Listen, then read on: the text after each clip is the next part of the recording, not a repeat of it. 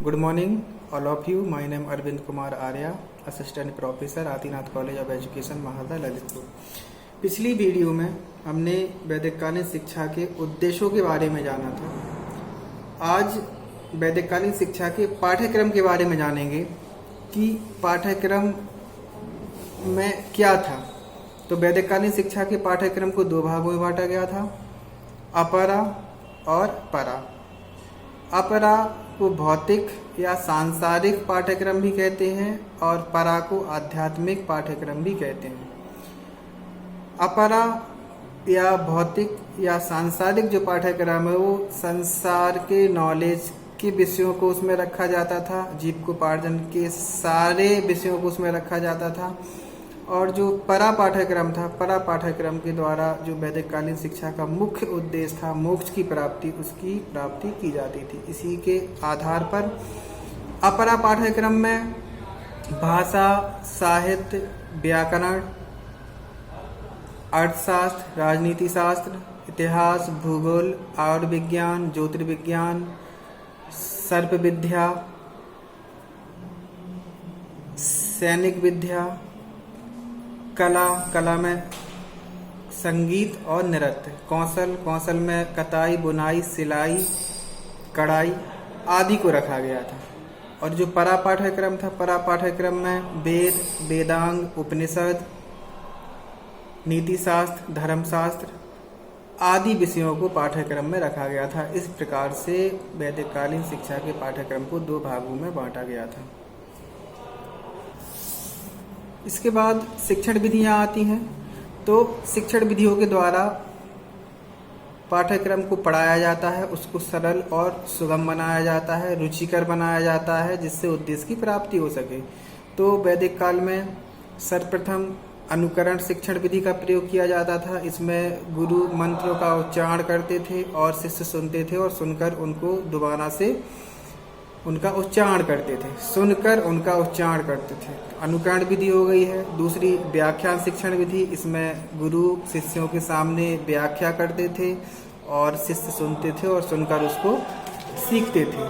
व्याख्यान शिक्षण विधि के बाद प्रदर्शन एवं अभ्यास विधि आती है। प्रदर्शन एवं अभ्यास विधि कृषि, पशुपालन आदि के लिए इस विधि का प्रयोग किया जाता था। इसके बाद प्रश्नोत्तर शिक्षण विधि हो गई है। प्रश्नोत्तर शिक्षण विधि में गुरु शिष्य से प्रश्न पूछते थे और शिष्य उनका उत्तर देते थे और उत्तर न दे पाने पर उनको गुरु दोबारा से उस प्रश्न का उत्तर समझाते थे और सिखाते थे। प्रश्नोत्तर विधि के बाद श्रवण, मनन और निधिध्यासन विधि आती है। इसमें क्या होता है कि सर्वप्रथम जो भी गुरु शिष्य को पढ़ाता था उस पे बच्चे उसको सुनते थे। श्रवण मतलब सुनना, मनन फिर उस पर चिंतन करते थे। चिंतन और निधिध्यासन का मतलब होता है चिंतन करने के बाद उसको अपनी लाइफ में फॉलो करते थे। इसके बाद कहानी विधि का भी प्रयोग गुरुकुलों और आश्रमों में गुरु के द्वारा किया जाता था। गुरु कहानियों के माध्यम से विभिन्न प्रकार का नॉलेज शिष्यों को देते थे और शिष्य उनको आत्मसात करते थे और इस प्रकार से विभिन्न शिक्षण विधियों के द्वारा वैदिक काल में छात्रों को शिक्षा दी जाती थी। शिक्षण विधियों के बाद आता है अनुशासन। अनुशासन, अगर आप अनुशासित नहीं है, अगर आप डिसिप्लिन में नहीं है, तो आप सारी शिक्षण विधियां, शिक्षा के उद्देश्य की प्राप्ति कभी भी नहीं हो सकती है। सारी शिक्षण विधियां बेकार हो जाएंगी आपकी, आपका पाठ्यक्रम बेकार हो जाएगा और आप कभी भी उद्देश्य की प्राप्ति नहीं हो सकती। इसलिए अनुशासन बहुत ही इम्पोर्टेंट है। तो वैदिककालीन शिक्षा में आत्मानुशासन की बात कही गई है, स्वयं में अनुशासित हो जाना। इसके लिए इन्होंने 3 प्रकार के संयम की बात की थी, शारीरिक संयम, मानसिक और आत्मिक। शारीरिक संयम में श्रृंगार न करना, मादक पदार्थों का सेवन न करना, जुआ न खेलना, नृत्य एवं संगीत से दूर रहना, विभिन्न प्रकार के संयमों के बारे में बताया जाता था। इसके बाद आता है